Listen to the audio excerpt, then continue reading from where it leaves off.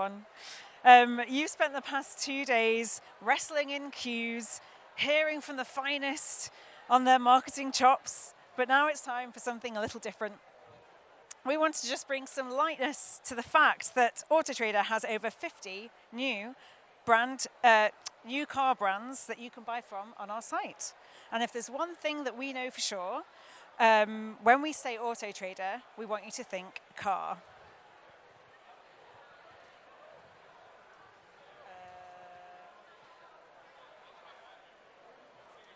So against a backdrop of media overload, finding the right car in a sea of information can be tough, especially in a low-trust industry. It's also usually the second biggest purchase that you'll make. So it's loaded with all those emotional pressures, lots to consider, and we get this. So want to look at how AutoTrader can demonstrate the process of finding your next car and that it can be fun rather than super overwhelming. So let's turn up the joy in your social feed, bring people together in an IRL experience.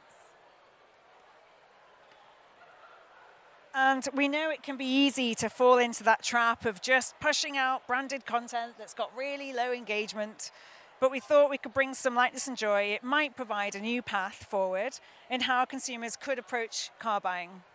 Because we know that emotion drives creative effectiveness. With 55% of IPA winning campaigns citing emotion as their main creative strategy. And we know as well that with meaningful transfer from positive content to positive brand awareness, positive impressions, joy can unlock long-term brand building, preference, and ultimately leads. And yes, shout out to all the Gen Zs in the room cringing at my use of GIFs. I am a millennial. And in an era of entertainment on socials, we asked the question, how can we drive awareness and consideration for the thousands of brand new cars on our site right now in a fresh, authentic, fun way that's actually got real value exchange for people and avoid getting reactions like this? So the answer is just don't overthink it. Introducing AutoTrader's Car Treasure Hunt, because we wanted to hide 1,000 brand new toy cars across the UK, giving everyone a great chance to win one. And why experiential? Well, you just don't see brands do that much experiential anymore. But we know that they boost deeper engagement on socials, higher memorability, playing the socials at their own game with an algorithmic benefit. And we see perception shifts happen when we do this type of activity. And of course, that unicorn of marketing growth goals, word of mouth. So you might be asking, why are you banging on about a specific target audience and socials? Well, we saw a massive opportunity with the 25 to 34-year-olds who have, although probably purchased a car before, feel pretty low in confidence around the experience. And whilst also being confident with tech, there aren't many opportunities to use that within the car buying experience. So enter an omnichannel approach to selling and buying your next car, AutoTrader, where you can do as much online or not as you like. Because there are lots of brands in our industry that show you how to buy a car. Some are easy, some are quick, some are cheap. But here's the thing, they're always their way. And essentially at AutoTrader, as an unbiased marketplace, you can do it your way. And now here's for the cringe transfer. There's another way. A winning way. So before we get into the nuts and bolts of how this campaign works, we wanted to share a video. So we'll quickly...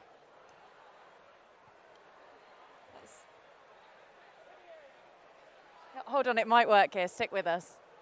Hey!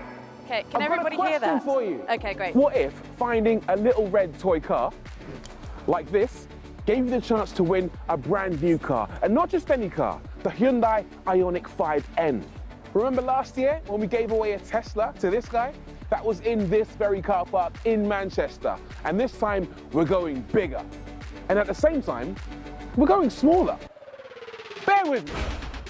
We're hiding 1,000 of these tiny toy cars all around the country. All you have to do is find one to be in with a chance of winning the Hyundai. That's right, 1,000 AutoTrader toy cars will be hidden across 10 different cities all over the UK. We're starting in Manchester on the 24th of February and activating new cities each day, including Edinburgh, Bristol, Leeds, Glasgow, Birmingham, Liverpool, Cardiff, and Newcastle, finishing in London on March the 7th. We'll be hiding 100 toy cars in each city and posting clues straight to the AutoTrader Instagram page. So make sure you're following so you're the first to know where to find them. Once you find one of these, it's super simple to enter. First, scan the QR code to load up the full entry details. Then, take a selfie with the car, posting it to your Instagram story, tagging AutoTrader, a bit like this. Feel like you're up for the challenge? Don't forget what's up for grabs. A brand new Hyundai Ioniq 5N worth over £65,000. Happy hunting. Good luck. So the reason we've gone to showing you all 90 seconds of that video is because there's one that's not yet been found in Manchester. And if you stick with us to the end, we're going to share the clue of its location. So you've got a 1 in 1,000 chance of winning a car worth £65,000, which is way better than the odds of the lottery. So, so do stick with us. So you find, you scan, and you've got a chance to win. But I guess the key question is, why did we want to take this approach? Now, we'd done a car hunt last year, but it was just in Manchester, and it was just for one day. So a guy called Will managed to win a Tesla Model 3 on his lunch break, which was incredible.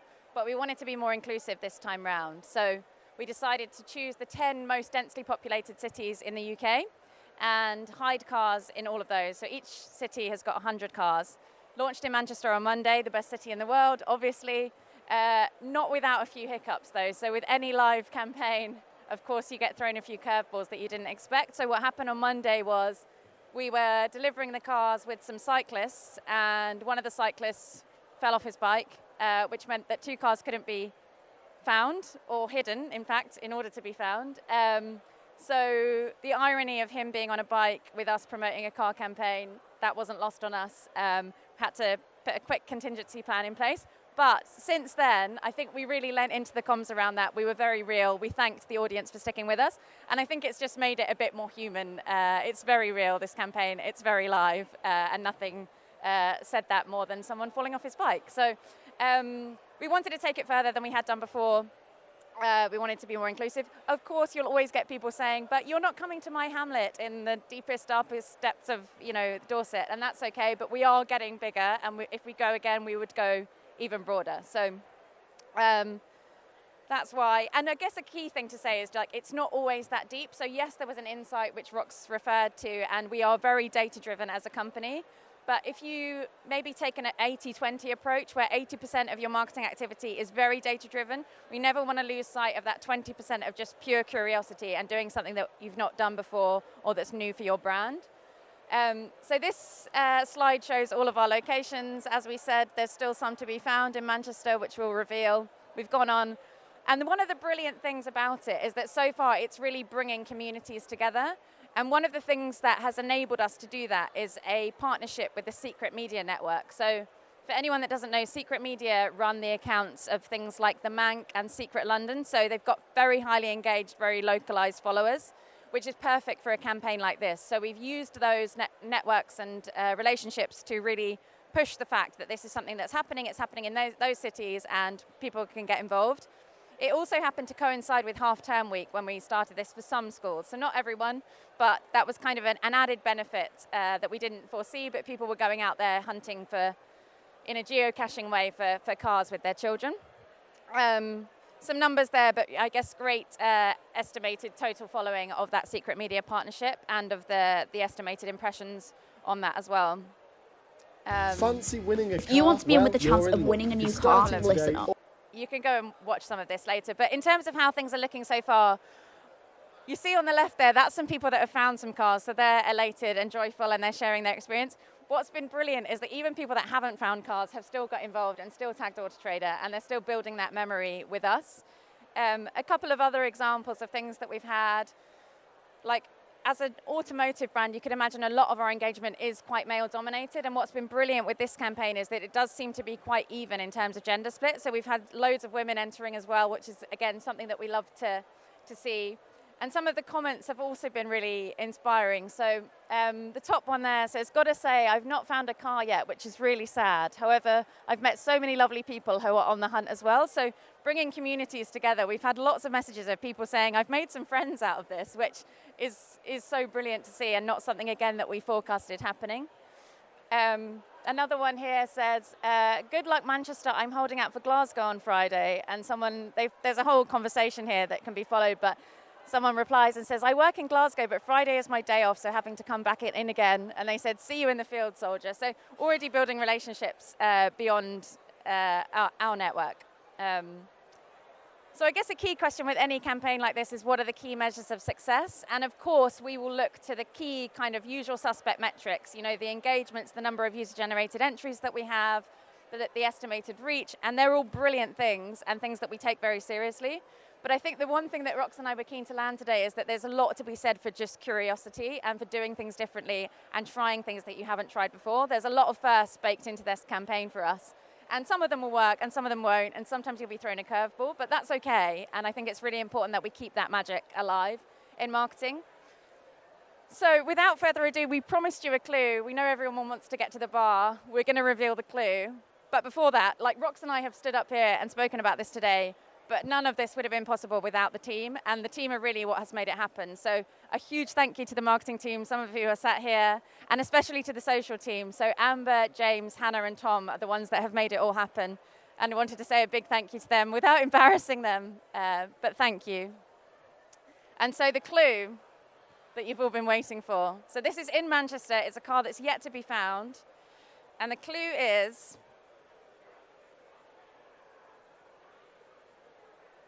bear with me. Here we go. Drive to the end of the rainbow where you'll stay for a long time. So drive to the end of the rainbow where you'll stay for a long time. So we wish you all a lot of luck in finding that car, and thank you very much. We've been Autotrader. This has been Mad Up North. Thank you very much. See you at the bar.